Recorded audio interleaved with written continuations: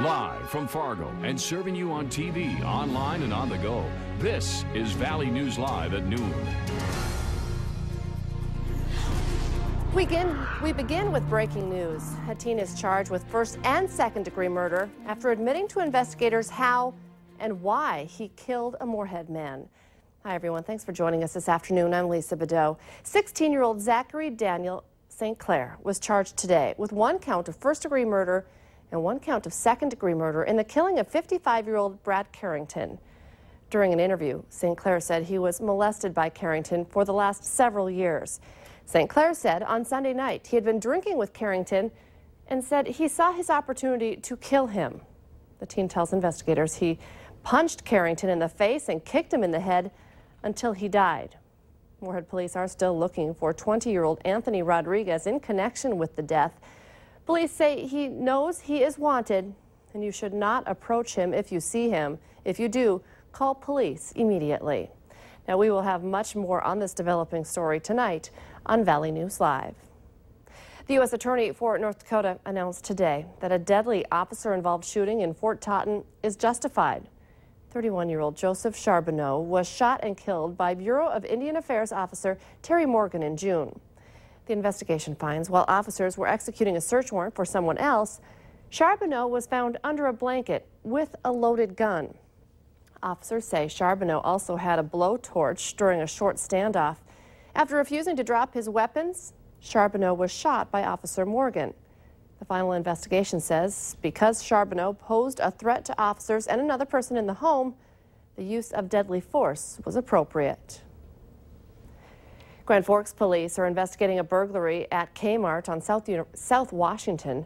Alarms went off shortly after 3 this morning, and the suspect was gone by the time police arrived. Officers say merchandise was taken from several different departments.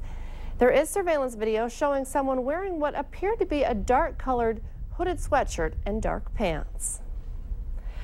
There is a lot of buzz this afternoon about Bison starting quarterback Carson Wentz.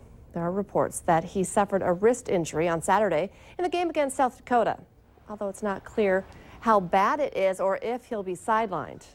There was no mention of the injury at yesterday's postgame news conference, and ESU athletics officials say more details will be released this afternoon. Stay with Valley News Live for details on this developing story. It's a little warmer than normal for, well, getting to be the end of October, but no one's complaining.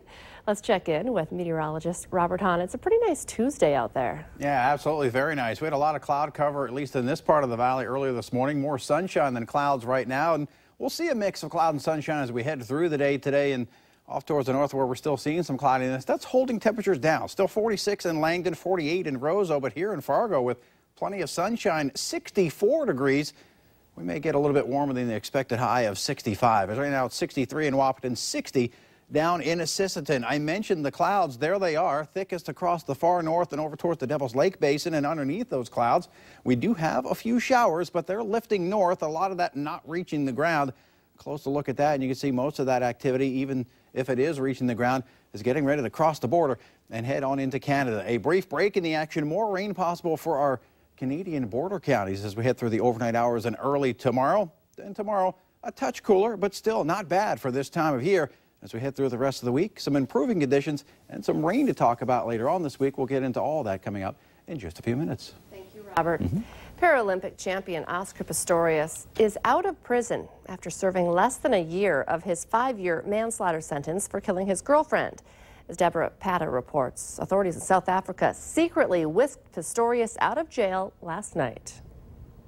There was no sign of Oscar Pistorius, but family spokeswoman Annalisa Burgess came outside to speak to the media. Oscar's sentence hasn't been shortened or reduced. He's simply entering the next phase of his sentence now.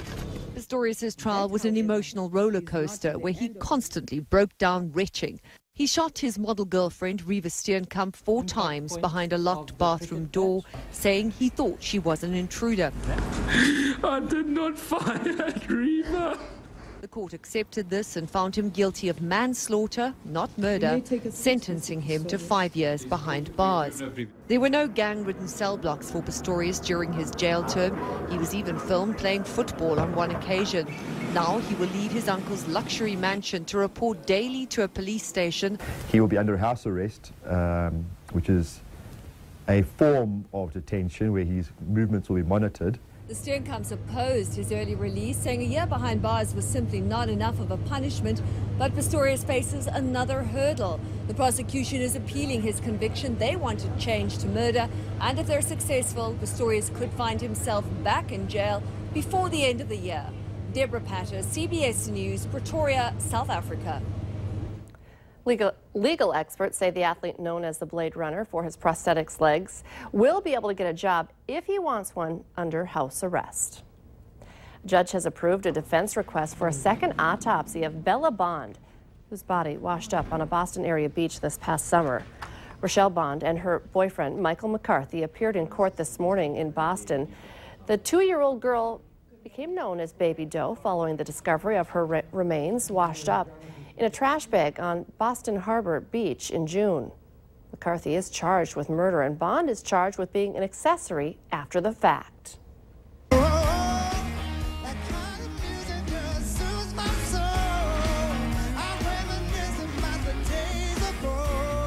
Easy to tell why he is going to be sticking around a while.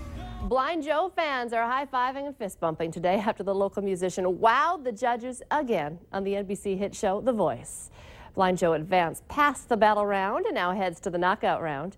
You can follow Blind Joe's journey with us here at Valley News Live. The Voice airs Monday and Tuesday nights on KVLY, and we'll do our best to let you know when he'll be on next.